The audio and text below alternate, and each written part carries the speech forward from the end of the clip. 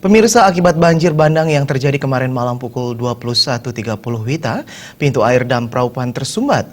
Dampaknya pasokan air PDAM ke Denpasar dan sebagian wilayah Badung terganggu.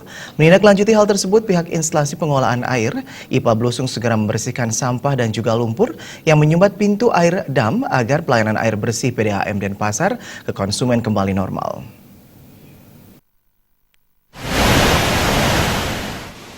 Kasubag Instalasi Pengolahan Air Blusung, Rai Suryadi menampik isu yang selama ini tersebar bila instalasi pengolahan air IPA Blusung mengalami kerusakan.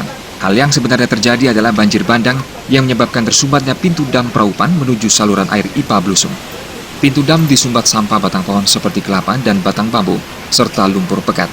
Kegiatan pembersihan lumpur dan sampah dari pintu dam juga mengalami kendala, yaitu debit air yang deras hingga ketinggian 4 meter, dan sarana penerangan yang minim karena banjir bandang terjadi pada malam hari. Baru pada hari Kamis, dari pukul 6 pagi hingga pukul 10 pagi, petugas IPA Blusung berhasil membersihkan pintu air dam dari timbunan sampah. Kami mohon maaf karena kejadiannya malam hari yang tinggi airnya mencapai 4,5 meter. Maka dari itu kami kerjakan pagi harinya sekitar pukul 06.00 sampai pukul 10.00 air sudah normal. Terkait peristiwa tersumbatnya pintu dam Praupan tersebut, Dirut PDAM Kota Denpasar Ide Bagus Arsana memohon maaf kepada pelanggan. Ide Bagus Arsana berujar tersumbatnya pintu dam Praupan oleh sampah memang murni disebabkan bencana alam yang diakibatkan daerah reservoir hulu sungai Tukatayung telah rusak oleh alih fungsi lahan.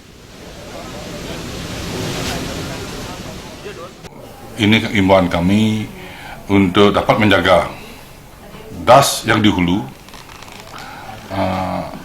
bagaimana itu bisa, yang sampai saat ini kita melihat ada banjir lah, setiap ada hujan selalu ada banjir.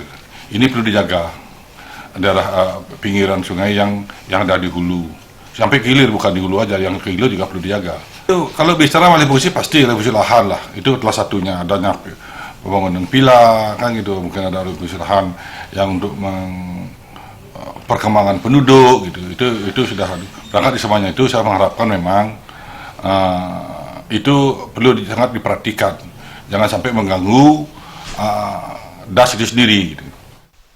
Kedepannya Ide Bagus Arsana mengimbau pengusaha di sektor wisata agar lebih memperhatikan kelestarian lingkungan sebelum memutuskan membangun akomodasi pariwisata. Jangan sampai setelah membangun dampaknya merugikan lingkungan seperti banjir dan tanah longsor. Gung Krisna, Bali TV.